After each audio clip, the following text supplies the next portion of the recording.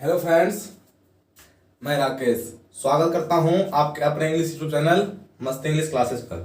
Friends, आजकल हम लोग देख रहे हैं कि शादी का माहौल चल रहा है, अनेकों शादियां हो रही है।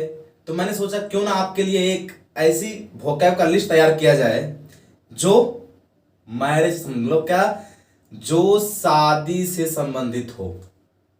तो आज की ये वोकैब आपकी मैरिज से संबंधित वोकैब है। तो चलिए बिना समय गवाए चलते हैं अपने वोकैब की ओर।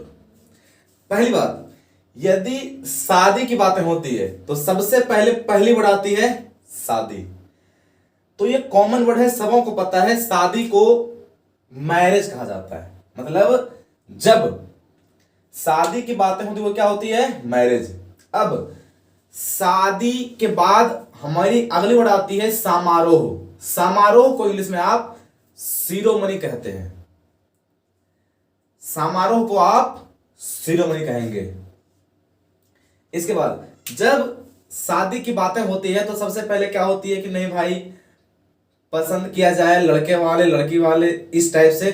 तो लड़के वाले को इंग्लिश में आप बॉयज फैमिली कहते हैं और लड़की वाले को आप गर्ल्स फैमिली कहते हैं।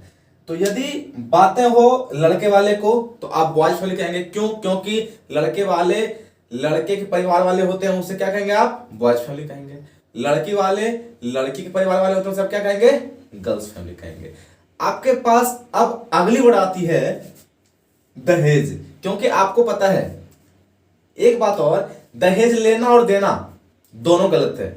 हमें हमेशा दहेज का विरोध करना चाहिए, लेकिन हम लोग आज कुछ कह नहीं सकते। ना दें तो प्रॉब्लम, ना लें तो प्रॉब्लम। तो इस प्रकार की बातें हो जाती है। तो चलिए इसके बारे में बात नहीं करते हैं, चलते हैं अपनी वर्ड की ओर। तो बातें होती है दहेज की। तो दहेज को इंग्लिश में आप डॉरी कहेंगे। क्या कहेंगे आप दहेज को? दहेज को आप डॉरी कहेंगे। अब हम लोगों ने नाम सुना है दहेज प्रथा। प्रथा को इंग्लिश में आप सिस्टम कहते हैं। मतलब जो दहेज लेने देने की प्रथा होती है उसे आप क्या कहते हैं, सिस्टम कहते हैं। दहेज प्रथा, डॉरी, सिस्टम। अगली वर्ड आपके पास आती है मुंह मांगा। होता क्या है, सॉरी, अगली वर्ड आती है आपके पास मांग। हमें पता है कि जब शादी की बातें छिड़ती है तो लड़के वाले लड़की वाले से दहेज की मांग करते हैं, जो गलत होता है। लेकिन उस मांग को इंग्लिश में आप डिमांड कहते हैं। क्या कहते हैं, डिमांड। कुछ बोलते हैं कि नहीं मुझे मुंह मांगा दहेज चाहिए, तो मुंह मांगा को इंग्लिश में आप डिजायर्ड कहते हैं। मुंह मांगा को इंग्लिश में आप क्या कहेंगे, डिजायर्ड।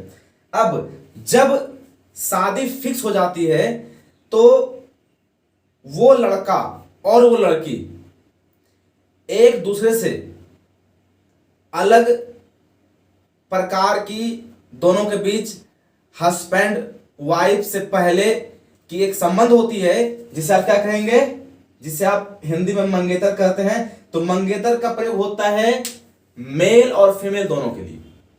तो यदि बातें हो मेल की तो मेल को इंग्लिश में आप मंगेतर को फियांस कहेंगे और फीमेल को हिंदी में इंग्लिश में आप फियांसी कहेंगे। अब बातें होती है कि यदि दहेज की मांग होती है तो लड़के वाले परेशान हो जाते हैं। तो परेशानी को आप क्या कहते हैं, ट्रबल कहते हैं। यदि बातें हो परेशानी बढ़ के उसे क्या कहेंगे आप, उससे आप ट्रबल कहेंगे।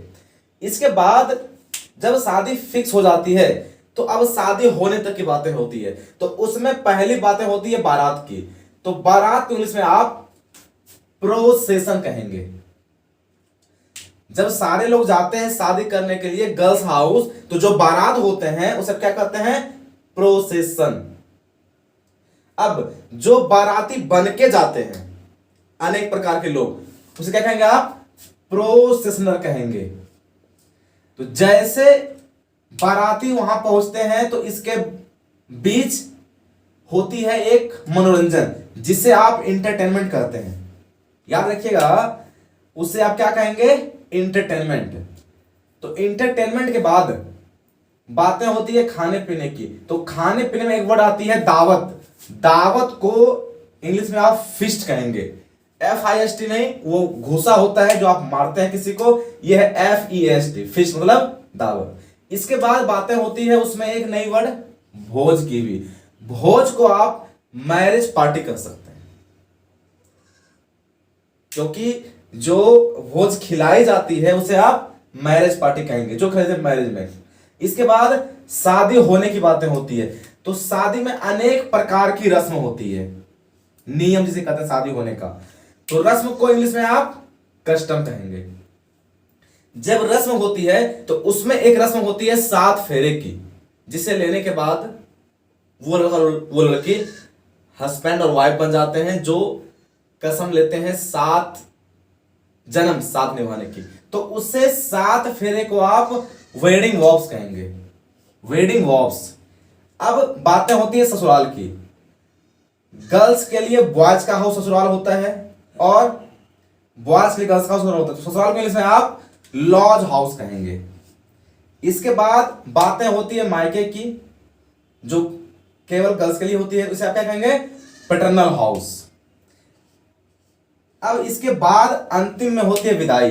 विदाई को आप गुड बाय सिरोमनी कहेंगे। और जब विदाई होने लगती है तो सारे गर्ल्स फैमिली वाले काफी मोह माया में जकड़ जाते हैं, मतलब उनके अंदर अपनी फीलिंग को संभालने की कैपेसिटी नहीं होती, पूरा वो अपने बहन के, अपने डॉटर के प्यार में वो हो जाते हैं। तो वो जो मोह माया होती है, उस मोह माया को आप इंग्लिश में इल्यूजन कहेंगे। तो आई थिंक आपने ये सारी वर्ड जो मैरिज से संबंधित थी, इसे आपने समझा होगा और इसे आपने देखा होगा कि आखिर आप इंग्लिश में उसको क्या कहेंगे, वो होती तो वो क्या कहेंगे, जो सारी की सारी मैरिज से संबंधित थी, शादी से संबंधित थी। यदि कोई वर्ड छूट रही हो तो उससे आप कमेंट बॉक्स में उसके हिंदी को दें, उसके इंग्लिश क्या होती मैं उसे आपको बताऊंगा। तो यदि आपको यहां तक की सारी वर्ड पसंद आई हो तो आप अपने चैनल को सब्सक्राइब करें और इसे दूर दूर तक शेयर करें, ताकि आपके अलावे इसकी जानकारी औरों को भी हो सके, क्योंकि सबों को इस प्रकार के वर्ड के बारे में जानकारी होनी चाहिए और उन्हें पता होना चाहिए कि इसे क्या कहते हैं। आज का समय और आज की इस प्रकार की वे कोरोना काल की वे चल रही है, तो हमेशा याद रखें कि यदि कोई भी आप शादी अटेंड करते हैं तो अटेंड करें, लेकिन अपनी सारी की सारी और पूरी सेफ्टी के साथ, ताकि ना सामने वाले को परेशानी हो ना आपको परेशानी हो। हमेशा कोरोना के खिलाफ जागरूक होकर जंग लड़ें। तो चलिए मिलते हैं अगले वीडियो में, तब तक के लिए बाय बाय।